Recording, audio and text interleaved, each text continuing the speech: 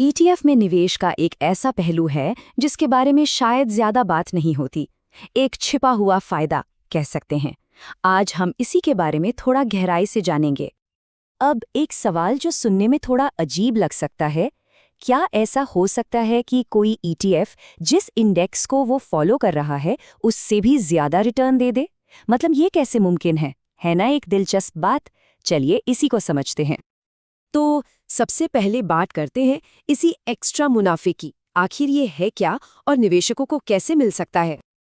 जी हाँ, सुनने में भले ही अजीब लगे लेकिन ये बिल्कुल सच है। एक ईटीएफ अपने बेस इंडेक्स से ज्यादा रिटर्न जनरेट कर सकता है। और अब सवाल उठता है, कैसे? चलिए इसको सिर्फ थियोरी में नहीं बल्कि एक असली उदाहरण से समझने की कोशिश करते हैं। इसके लिए हम तुलना करेंगे भारत के सबसे जाने माने इंडेक्स यानी निफ्टी 50 और उसके सबसे पुराने और पॉपुलर ईटीएफ में से एक निफ्टी 20 की।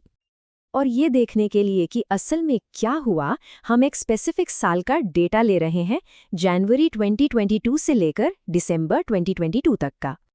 और जो नतीजे सामने आए वो काफी चौंकाने वाले थे।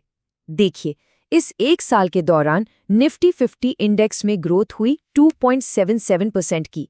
वहीं निफ्टी 20 ईटीएफ उसने रिटर्न दिया 3.77% का।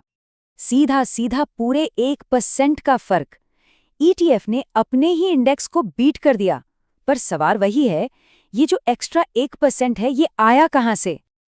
तो चलिए अब इस रहस्य से पर्दा उठाते हैं और समझते हैं कि ये अतिरिक्त मुनाफा आखिर बना कैसे। इसका सारा राज एक ही शब्द में छुपा है, डिविडेंड्स। जी हाँ, लाभांश। देखिए, फर्क यहाँ आता है। अगर कोई सीधे किसी कंपनी का स्टॉक खरीदता है तो जो भी डिविडेंड मिलता है वो सीधा बैंक अकाउंट में चला जाता है। लेकिन ईटीएफ के केस में ऐसा नहीं होता। ईटीएफ में जो फंड हाउस है वो सारे डिविडेंड्स को जमा करता है और उसे वापस उन्हीं स्टॉक्स में लगा देता है। ये प्रोसेस बहुत ही सिंपल है। इंडेक्स की कंपनियों ने डिविडेंड दिया, वो पैसा ईटीएफ के फंड में आया और फंड ने उस पैसे से उन्हीं कंपनियों के और ज्यादा शेयर खरीद लिए।